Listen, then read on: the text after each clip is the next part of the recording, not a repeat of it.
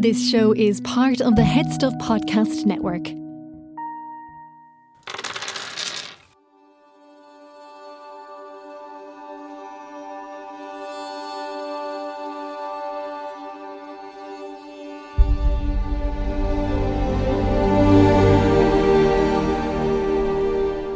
I'm Connor Reid with words to that effect.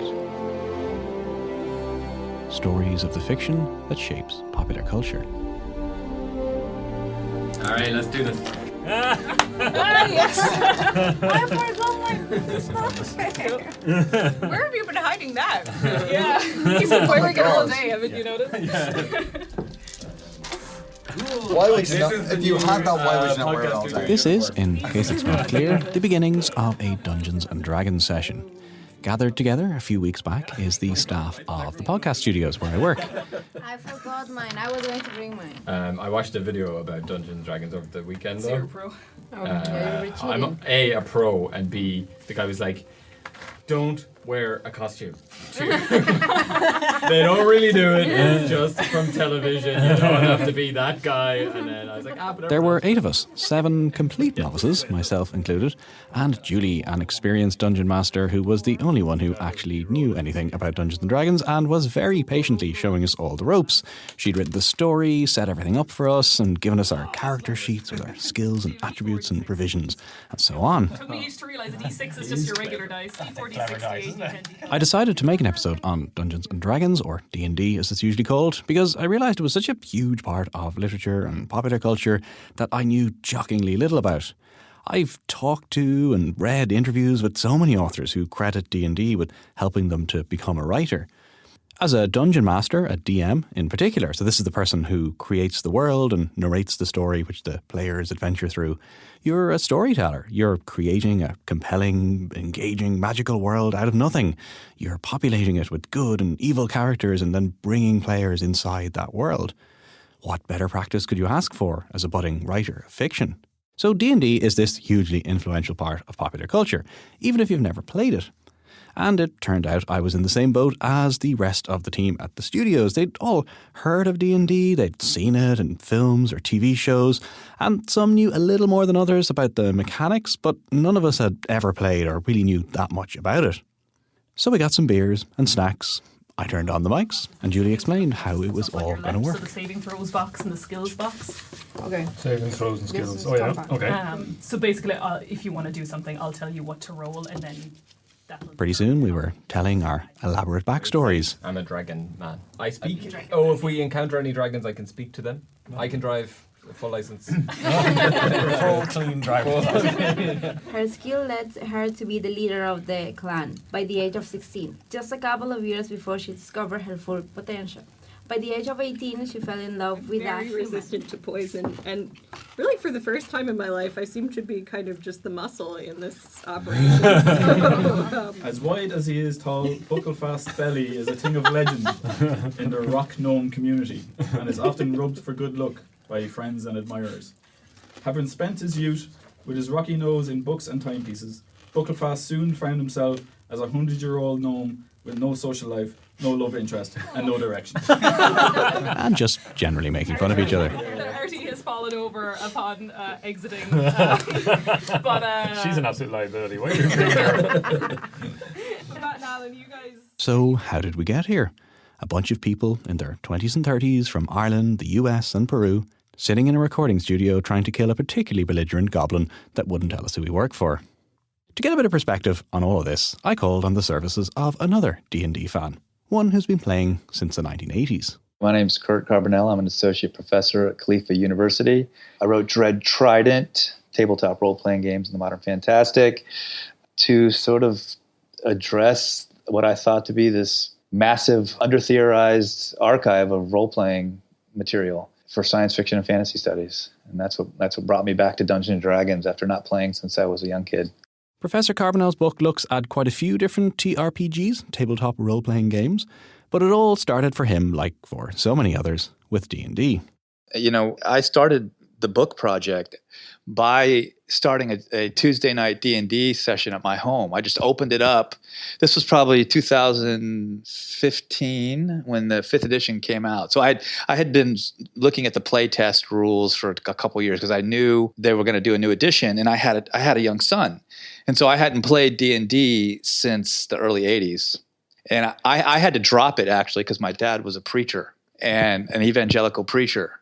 And I don't know if you know what happened with D&D, but in the early 80s, it was a worldwide phenomenon, and there was a cultural backlash, and the evangelical Christians got all upset about it. So this seems kind of strange 40 years later, but there was a moral panic in the 1980s where a number of groups in the US vigorously campaigned against D&D on the basis that it was corrupting young people and promoting Satan worship and demonic possession.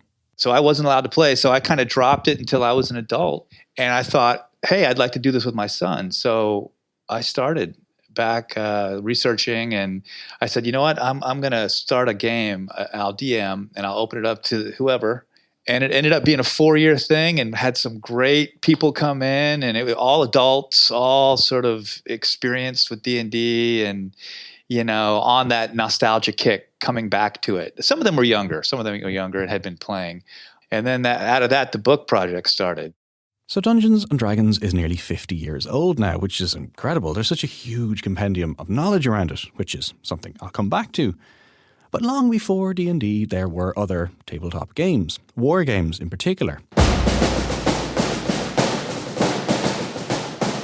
Kriegspiel, German for war game, was a method of military training used by the Prussian army in the 19th century to study and develop tactics.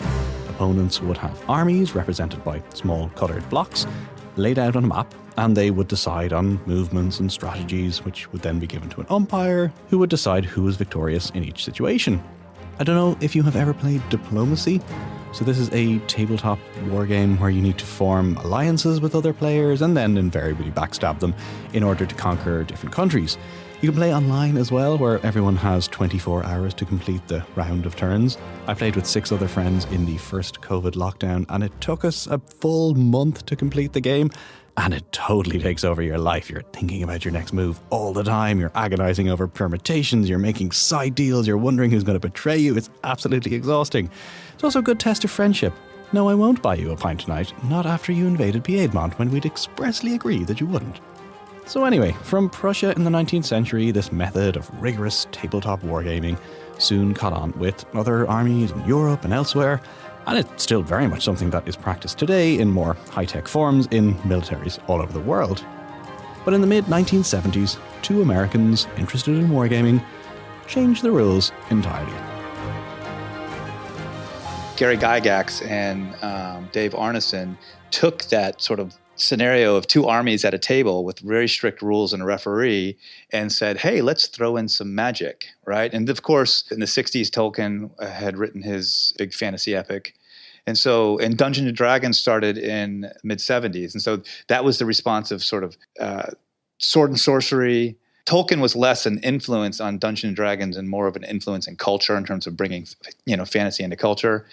And this desire to make wargaming fantastic. So what was it, 1977, I think, was the first edition of Dungeons & Dragons. Oh, the advanced edition. There were 2 or 3 supplements that came out in the early 70s.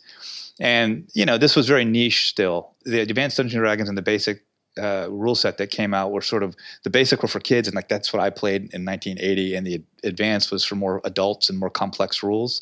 So Star Wars came out in 1977. So this was the beginning, I think, of Spielberg's Close Encounters, right? We had this sort of shift happening in which the fantastic as a mode and an impulse was starting to be recognized in pop culture. Those are still anomalies, I think, but all through the 80s there was this kind of movement. So by the mid 80s, it was a phenomenon around the world, right? And what it allowed people to do was to say, hey, I read, let's say sword and sorcery novels like R.E. Howard's Conan, which was a big influence on Gary Gygax, the founder. And he's like, I don't want to just read and imagine, I want to play. So they took the wargaming rules, they added magic, they added the divinities and pantheons of gods and devils and all that sort of thing. And slowly, a lore developed out of the gameplay that we would see in published adventures and campaign settings. And that lore has been growing ever since. There are the official rule books and other resources which govern the mechanics of the game, as well as all those decades of world building. And that's both the top-down elements as well as all of these worlds that get created with each individual game. No two are alike. And D&D campaigns made up of individual sessions lasting maybe 3-4 hours. They can last months, years. There are some that have lasted decades. Of course, Dungeons & Dragons is by no means the only tabletop role-playing game, even if it is by far the best known. Pick your favourite genre and there's a TRPG to suit you. So Dungeons & Dragons is very much high fantasy, high magic in essence, right? And then you've got all these other kinds of TRPGs like Call of Cthulhu, which is cosmic horror. You've got cyberpunk, Worlds of Darkness, which is vampires, werewolves, the gothic kind of thing. There's all kinds of science fiction, Traveler. I wrote about Eclipse Phase. Of course, 40K is Warhammer 40K is Games Workshop's sort of space tabletop role-playing game. That was in the 80s as well, late 80s, and it started off with Warhammer Fantasy, and then they said, let's add Space Marines, and that became Warhammer 40K.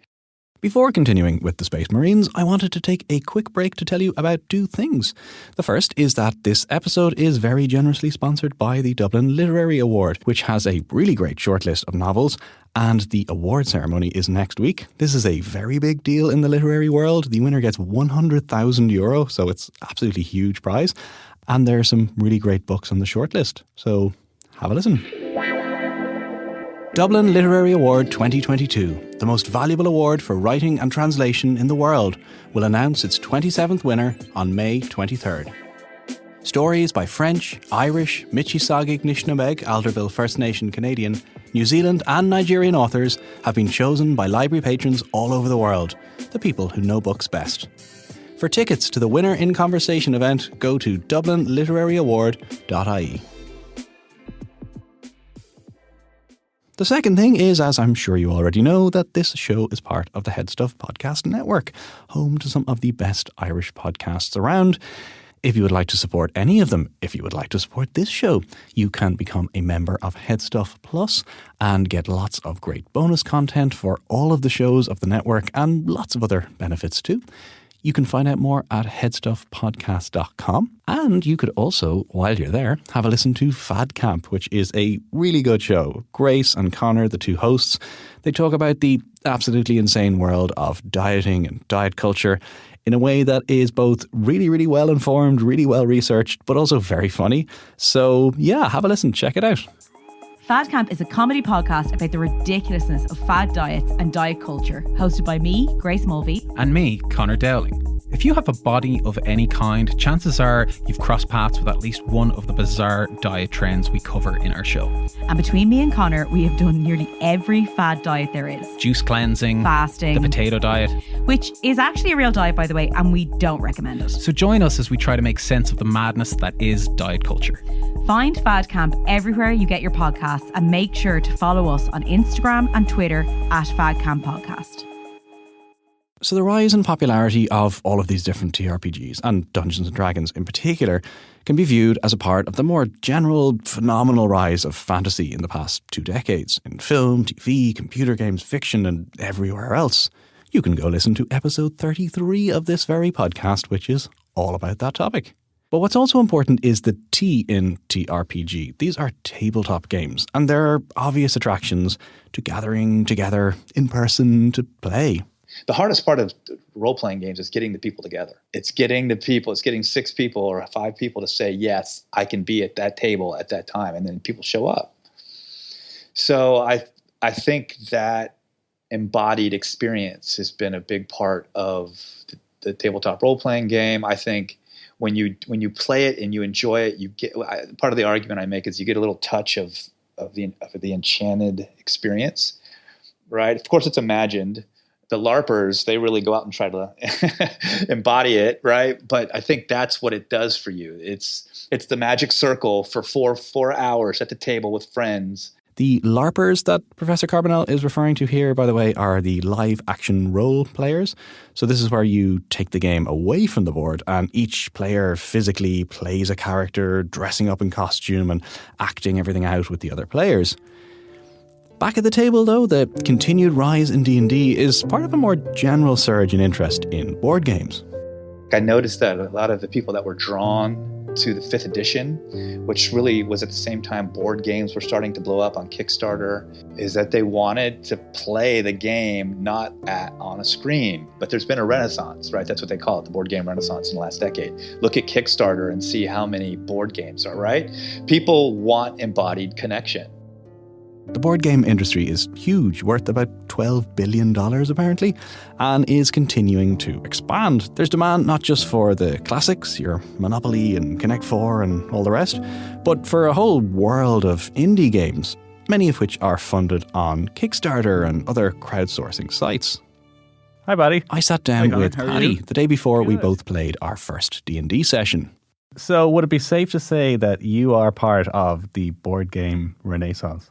I accidentally. Okay. Yes, I am. So it all started a couple of years ago when myself and 4 other friends picked up Risk Legacy.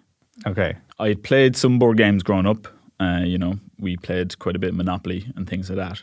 But Risk Legacy was kind of where a new level of board game love came. Okay. So if you don't know what Risk Legacy is, it's you have to play the same game but over 15 turns, as in 15 times playing the full game. Of the traditional Risk board game? Of the traditional Risk board okay. game, but it's slightly different. There are some new aspects of it. And then the board changes and the rules change as you're playing each game. So then when you're playing the second game, anything that's changed from the first game continues on. And that goes all the way through 15 games. Okay. So it took us nearly the guts of a year to sit down and play it 15 times. But it was great. And then we were kind of hooked. And so, like, there's a world of board games out there, a lot of which are completely new. Like, so you're talking about some of the maybe reimaginings or new versions of older games, but there's like hundreds, thousands maybe of new games coming out all the time, right? All the time. So we were definitely on the lookout for new games to play. And so one place where I was looking was Kickstarter. And that started a slight addiction. So I started backing board games on Kickstarter early 2020. And so far I have backed 25 games. Okay. over 2 years. So you have all of these games now? You've played I haven't all got all of them yet. Some of them haven't come through. Some of them as well, haven't yeah. come through yet. But I've got a lot of them. And it's fairly varied about the types of games that they are. So it's like from print and play, like that cost $1 Okay. on Kickstarter. And that was basically like a $1 Kickstarter campaign to fund their next Kickstarter campaign for the physical game. Okay. So really getting in there on the grassroots. Yeah. And then there's like big games similar to the likes of Settlers of Catan or Risk, sort of either co-op or 2 to 5 player kind of setup games, which, you know, I've spent from $1 to $70 on board games. But worth every penny. Worth every penny. I think so. My wife is not too happy with my current spending. And have you ever played any tabletop role-playing games? Dungeons and Dragons, Call of Cthulhu, these kind of ones, or not yet? Okay, you're hoping to change that. Hoping to change that. Yeah, Dungeons and Dragons has definitely been one of those games that I've known about for nearly the entirety of my life, and I've never played. Yeah, because I think you need that one person to start everything off. Yeah, you know, you need somebody that knows what they're doing and to set everything up. And I think I found that person. Thanks, Julie. What do you think has caused the board game renaissance? I think there's definitely that little bit of nostalgia and retro feel to it. So people trying to get off the computer, maybe, even though I think like board games on consoles have kind of skyrocketed as well, especially over lockdowns. But yeah, I think in the same way that vinyl made a huge comeback. It's kind of the same for board games. Yeah. People like that tactile sensation of playing games rather than just playing on a console. Plus, it's got everything else in like just like vinyl, where you've got like the really nice packaging. You've got little pieces or meeple that you play with. And yeah, I think it just definitely that nostalgia or tactile sensation of playing board games really just brings it back to your childhood.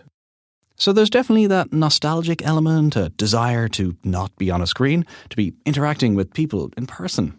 Different people are drawn to the role-playing game experience for different reasons. So, for example, I'm very literary. So I was drawn to the texts. It's a lot of role playing when you're younger is just you with the campaign setting, waiting for your friends to come over, right? And I did that a lot. I would read. So I was drawn to that. And when I'm at the table, the kind of DM I am, I don't do voices. I'm very descriptive. I try to be articulate. I try to create atmosphere with my words, right? And not everyone can do that. But some people, they're really good at voices and they like to embody a character and they'll sit down at the table and they stay in character. Which is where D&D and podcasting fit together very naturally. There are a whole host of actual play podcasts where people record their D&D and other game sessions for others to listen to. Sometimes this is in a very straightforward manner, and it's the world building and storytelling that's so engaging. And then in other shows, the hosts might be professional voice actors or improv comedians, or the podcast might be put together with music and intricate sound design. Whatever the case, it is yet another way that D&D has been adapted to become a part of contemporary popular culture. That's not to say that this cross-media mass popularity always translates well into cultural respectability. As Professor Carbonell explains in his book, there's still something of a blind spot when it comes to academic research around Dungeons & Dragons. Even within the field of science fiction and fantasy research, the importance of D&D can be easily overlooked. I was drawn to the archive, and that's where the book started to form. Was when I realized, I have these colleagues who are science fiction and fantasy studies experts who have no idea about this archive, and this archive has been with us since the 70s, and has been a big part of the lexicon of what the fantastic is for a lot of players, and especially people who've sort of transitioned from tabletop to computer gaming, and they've played all the different role-playing games, or they've read the varieties of different high fantasy novels. And I think the barrier is gaming, and there is a sort of a prejudice that I have argued against in literary studies against play, that it's not childish, that play allows for the discovery of these subjectivities and allows you to enact them and allows you through that enacting to find voice. So where does this leave us? Well, firstly, D&D is bigger than ever. Estimates put the number of players worldwide at around 50 million. Ireland's actually one of the countries outside the US and Canada where it's most popular. At the centre of D&D is fiction. It starts with a set of texts and expands outwards with ever-widening circles of narrative, dialogue, character development and collective world building. And yet, despite this, from a critical literary perspective, it's often overlooked, even dismissed, as a central fantasy text in its own right, and a hugely important source of inspiration, shaping so many authors' style and approach to storytelling. As a tabletop game, it's certainly part of a growing trend for tactile, nostalgic, screen-free activities, and yet it's very much central to the digital world too, from D&D podcasts to live streams on Twitch to virtual games played online with friends across the world. And it seems likely that future developments will harness the latest technology too. It's interesting because now we have something like the Oculus Quest, which is bought by Facebook. Have you seen these? These are standalone VR headsets, right, where you can, in essence, have virtual parties, and so my concern, what I want to see what happens is, will people try to socialize in an embodied space together with their VR headsets on, right? Are they going to get together, hey, let's have a VR party, and then everybody goes to the table? So what I think is going to happen is we're going to have glasses, like, you'll have an AR glasses that Apple will release or something, and you can see through them. So it's mixed reality. You'll be able to see the person at the table, but you'll be able to have augmented digital content, And that's going to be amazing for Dungeons and Dragons, because you're going to be able to sit at the table, and then you're going to be able to see a 3D version of your character at the table that can be animated. Yeah, so this is my old. So a combination of the analog and the digital. Whatever the future holds for D&D, I'm definitely a convert. I mean, it wasn't a hard sell. I've always loved board games. I'm a fantasy fan, but the game was fun for so many reasons. The creativity and storytelling, the early beginnings of some collective world building, the shared adventure with friends. It's easy to see why campaigns can last months or years. And in the end, we just brought that belligerent goblin for a pint in the local inn. Do you want to come to the pub? Okay. Come here with us. You're with us. We're going to the pub. All right. We're going to the state. Let's go to the pub. Stride side in. Okay, I'll get some beers.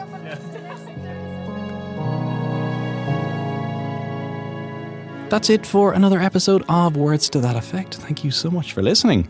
For more on this episode and for full transcripts, all previous episodes, links to follow the show on social media and lots more, you can head to the home of the podcast, which is at wttepodcast.com. You'll also find details of Professor Carbonell's work, including his book on this topic, Dread Trident, and a huge thanks to him for chatting to me for this episode. Thanks also to Paddy for his thoughts on the board game Renaissance, and to the whole team at the podcast studios, Alan, Matt, Marissa, Claudia, Garode and Paddy for the first of what I hope will be many D&D adventures, and to Julie, above all, for being the only D&D literate person in the room. Finally, if you'd like to support the show, maybe make a contribution towards buying a really nice set of D&D dice. We were playing with some particularly nice ones that Julie brought along. You can sign up to Headstuff Plus, and as a member you'll get lots of nice things like bonus episodes, discounts on future live shows, and, just generally get that warm, fuzzy feeling you get from supporting something you love. For details on how to become a member, go to headstuffpodcast.com. This podcast is recorded in the Podcast Studios Dublin, with artwork by Matt Mahan, production support from Marissa Brown, and promotional support from Claudia Grandes, who has recently helped me put together some nice little short videos which are available on Instagram and TikTok and lots of other places, so you can check them out. And that's it. I'll see you next time.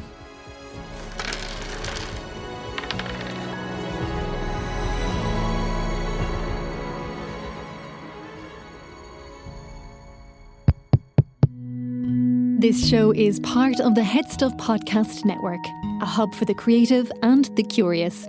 Shows are produced in association with Headstuff and the Podcast Studios Dublin. Find out more or become a member at headstuffpodcasts.com.